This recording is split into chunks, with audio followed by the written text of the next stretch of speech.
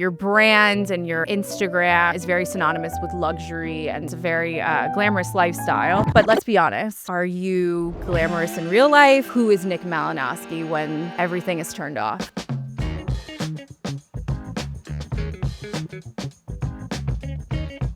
Hi, everyone, and welcome to an exclusive, very special episode of The Exclusive Mindset. I'm your guest host today, Ashley Holland with Holland PR, and I have the pleasure of interviewing not only one of my favorite clients, but also powerhouse luxury real estate agent, Nick Malinosky. Nick, how does it feel to be in the hot seat today? It feels great. You told me I was your favorite client. What's going on here?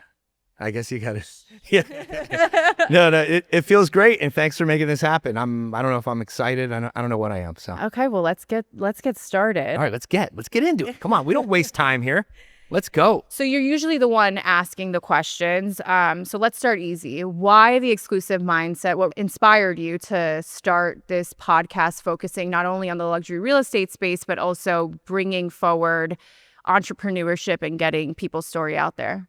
Cool. So I think we started this for a few different reasons. Obviously, you have to have a social media presence these days when you're selling basically anything. Sure, you can get away with selling some products or some things in some cases.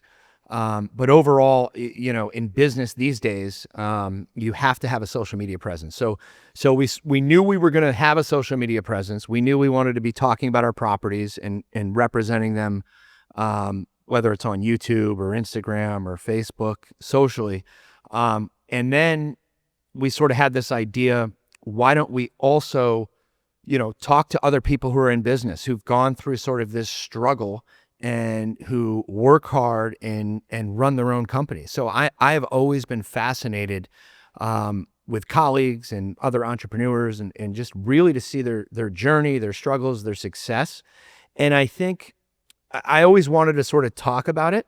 I know what I had to go through, and I just thought it was super important for people to connect and watch these other entrepreneurs, but on a real level. So those were the two things. And the thing that really made me say, okay, we have to do this is seeing all the nonsense on social media, right? And the sales courses and here, if you do this and stick to these 5 things, you're going to be so successful. Like, it was sort of killing me to watch this time and time again.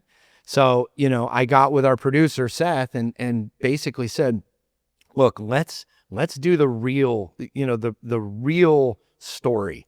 Let's not BS anybody. Let's actually talk about how people are struggling, how they are obtaining financing, how they're dealing with kids and all these other things in life. So we wanted to give a real sort of rendition of what people actually go through and not give a fake or sales pitch. Right. So that really pushed me more than ever. I had a mentor who was the real deal. I mean, there was no frills. It was just, it is what it is.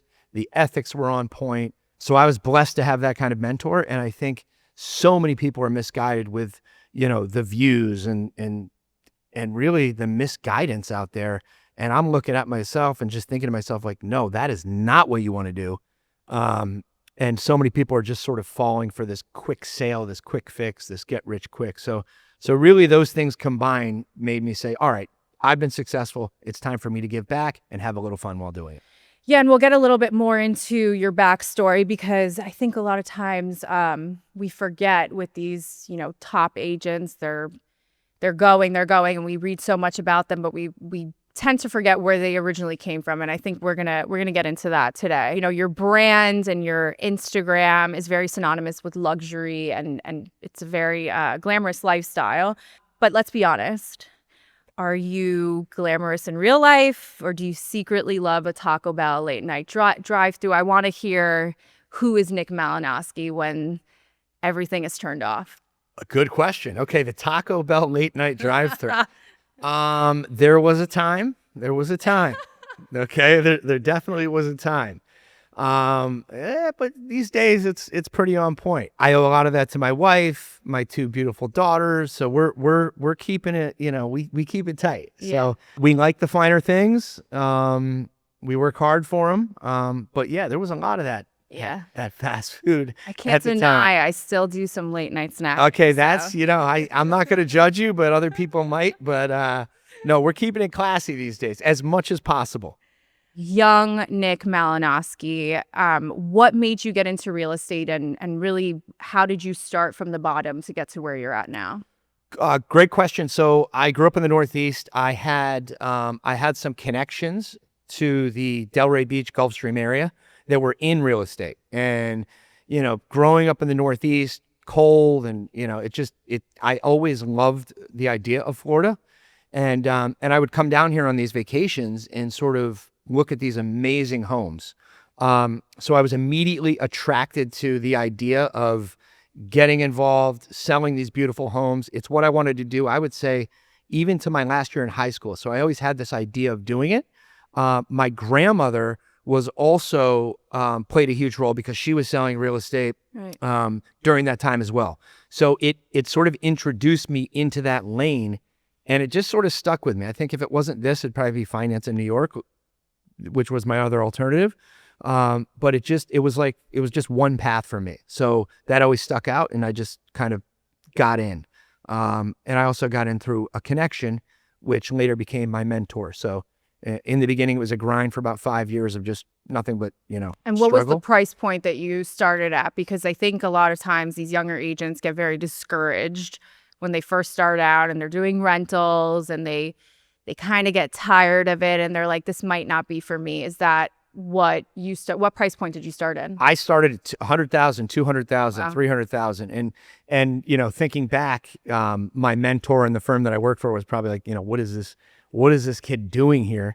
The last thing we need is somebody working on these kind of deals. It was a high-end firm at the time. Still, they sold to actually Corcoran years ago. But it started just anything. I mean, rentals, anything I can do. And you get your hands on? Yeah, anything I can get my hands on. So it started there. I remember my first taste of a real deal was there was an old IHOP on the property, and I basically listed it. It was under contract. I was as happy as I can be. I think the commission was like $53,000. Oh my God. That to me was millions at the time. Yeah. I mean, I was just so excited. My life was starting to change. Right before closing, they backed out the deal. Never happened. Oh my God.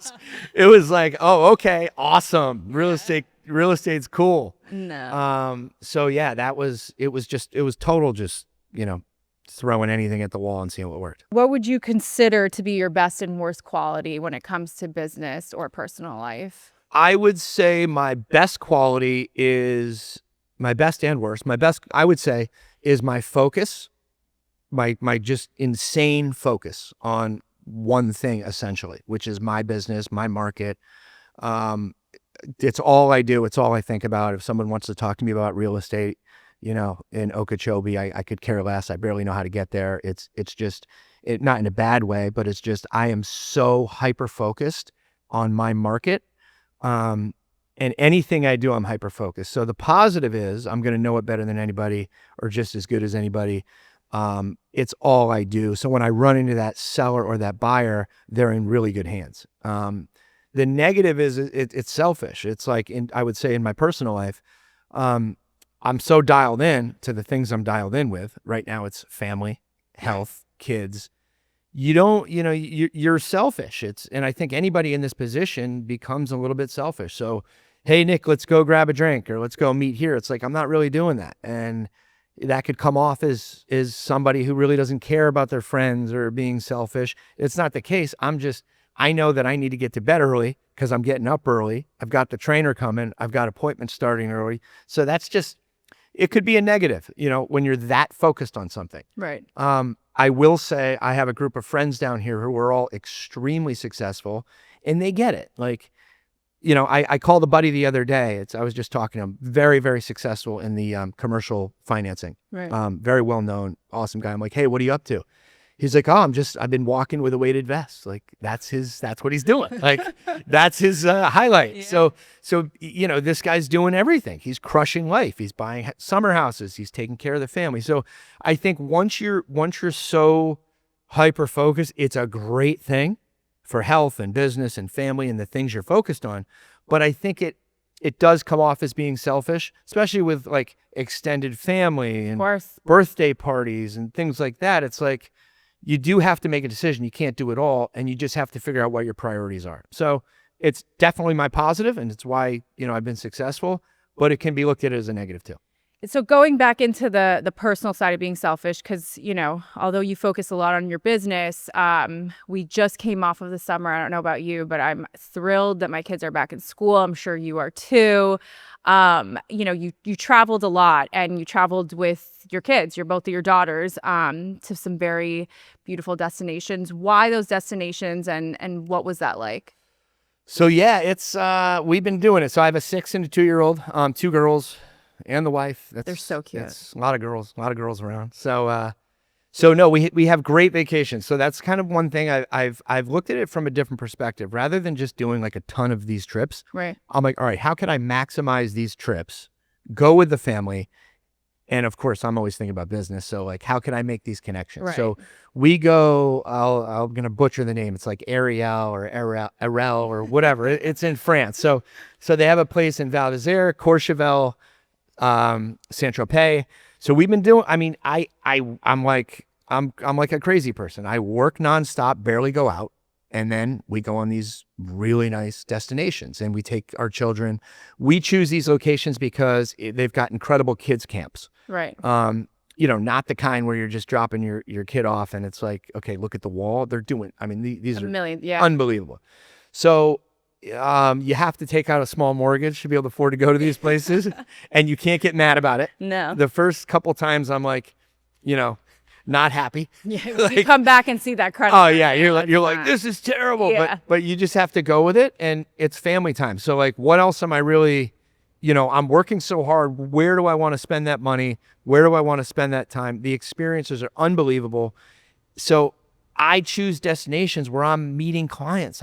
Right. Anybody who's there is you're not faking it. Right. There's no faking a 7 or 8 or 10 or 15-day stay at these places. No. So the connections I meet, and I go back year after year, are unbelievable. Right. One thing I do is I meet the manager of the hotels. They know me now. They know I sell real estate in Palm Beach County. We're friends now. Right. So that person is dealing with, some of the wealthiest buyers in the world consistently. So I really try to make it so rather than, a ton of vacations, I knock it out of the park. I go to the best of the best, spend my money where I could, hopefully make it back. Yeah. Well, I agree with that.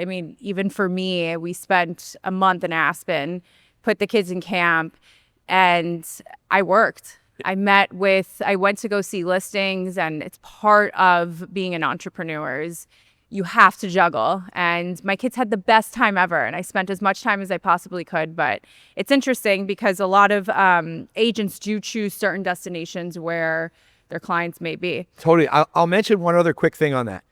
When we go to these places, everyone, as you mentioned, you're working there. Yeah. You're surrounded by these successful people. Now, typically, why are they here? You're seeing them at the gym, the spa. It is nonstop. It's like, it's almost motivating in a sense to like, nobody's just sitting, drinking their wine all day at the pool. Like they're playing paddle 2-3 times a day. They're in the sauna, they're in the spa. Like these are a group of people who are active and getting after it. And the success is incredible. So rather than just going somewhere wasting away on vacation, you're getting after it. It's a really cool spot. So what's one thing people would be surprised to know about you when you're not selling multi-million-dollar homes? I'm trying to chill. I'm like, yeah. We always talk and we're like, oh. I'm like doing whatever I can to just anything to get into bed at 9 p.m. Oh right? my gosh. And I've done it all. I like to say in the nightlife and that world, it's fun. It's amazing. I like to say I've went pro and I've retired. Like I'm just, I want to eat healthy. I want to go to bed early and get after it. So yes, the vacations, I turn it up, but normal life, regular life, I'm trying to do whatever I can to just remain consistent and take care of the kids and do that. Yeah, and let's go back to social media and everything that you're doing now with obviously this podcast and your team on the social space. What role do you see social media playing on today's real estate market? what do you see as the positive and the negative? Okay, so for me, it was a difficult transition because we're kind of old school. So, and especially I've learned this from my mentor. We don't like when we used to do a deal, we're barely telling anybody about it. Right. I mean, it's off market, it's quiet. Even if it's not off market, nobody knows anything. Social media, you almost have to market on social media now. Everybody wants information. It's all out there. So it was a struggle in the beginning. But you have to do it. You have to market properties, and it is a great way to market property. So let's say your client's, a little bit older demographic, 80s plus. They're not on Instagram. They're not on Facebook or LinkedIn. Their children or their grandkids are. Right. So we connect with the children or the grandkids all the time. So somebody's always watching it. So you have to do it, but you still have to remain, classy, confidential, and do it in the right way. I think there's a huge injustice going on right now with luxury real estate and Instagram. People are doing their videos at these properties. They're going the wrong direction. Not everybody is a celebrity client that loves being ostentatious. Not everybody is a Bitcoin person with the Bugatti that wants to show it off. 99% of my clients are conservative, meaning they don't want anybody to know what they're doing. They're business people. And they don't want all that flash. I mean, they want it quiet. This is their home. So I think one mistake people are making when they're doing all these videos on the property, on the home, it's not just a home. This is where someone lives or is going to live. So I don't know if they want to be, bringing their family into a home that's had all these wild, crazy videos and just been sent out to the world like that. I think you have to remain classy and represent not only the home, but the homeowner when doing your social media, bringing it to the world.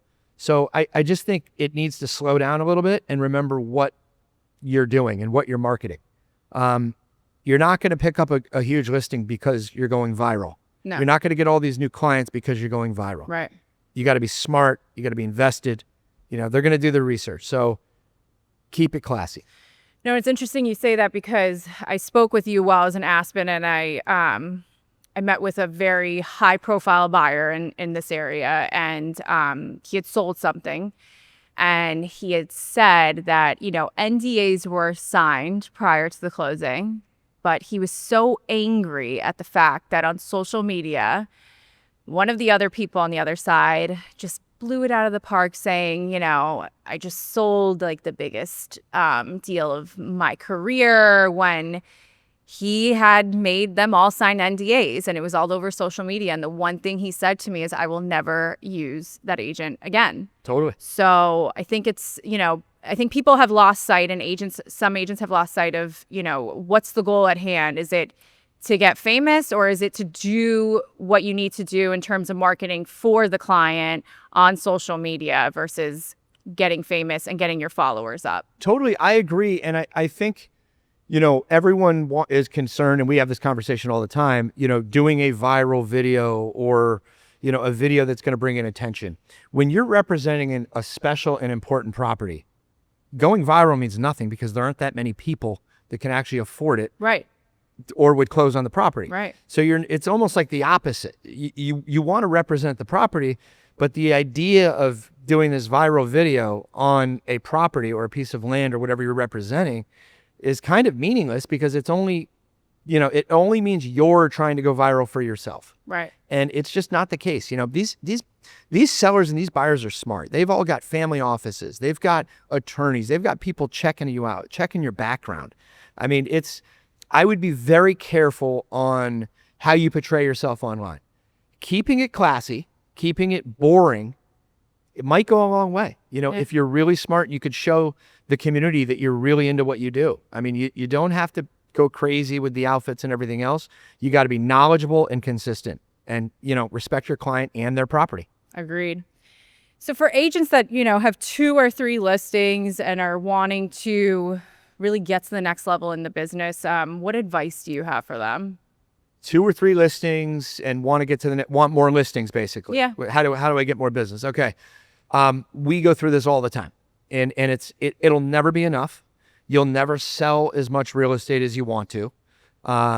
You'll be number one and then somebody else will. It's the game. I wouldn't worry about it. I would focus, if you want more listings and you want more clients, more buyers and sellers, focus on what you have. So instead of trying to get, that fourth or fifth listing, do an incredible job with the 3 that you have, and that will grow your business. I've done it every time. Everybody says it. How do I get more ocean fronts? Sell the ones you have. Focus on your current clients. Do the best job you can possibly do, and the market will bring you more business in the future. Bottom line.